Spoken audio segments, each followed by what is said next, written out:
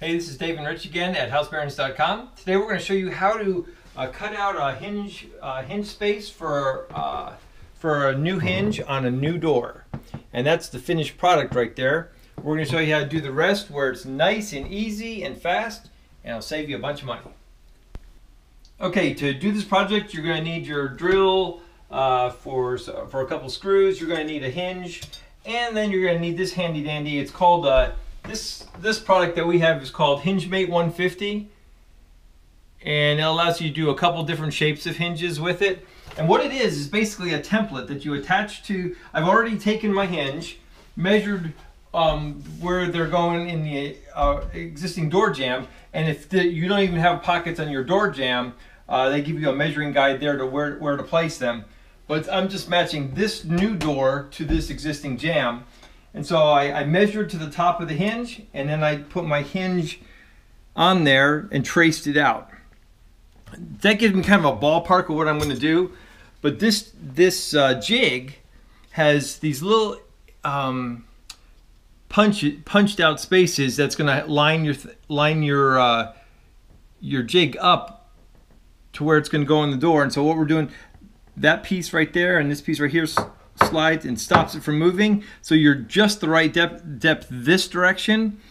And then I can just look down here and go, yep, that's about right as far as the outline that I've already drawn on there goes. And then what I'm going to do is screw this jig into the door.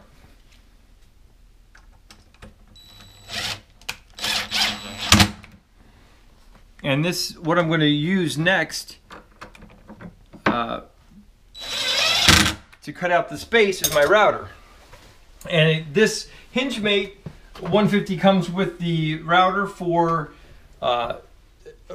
this jig, and it's just the right depth.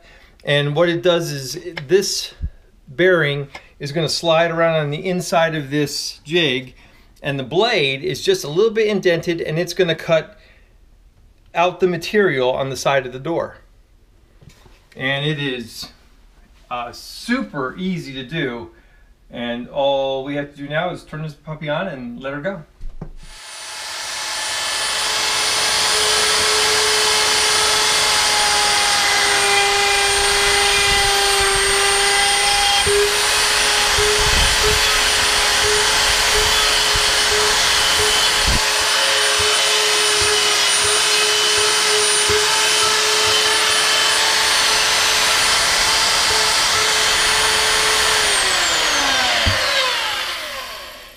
Alright, so you go back and forth and cut out all the material, and then all we gotta do is take our jig off,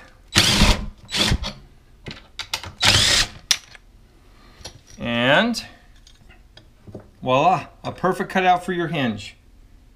Alright, so you can see how easy that was. It literally took 10 seconds to do. All that you need to do to make this happen is a Hingemate 150 kit.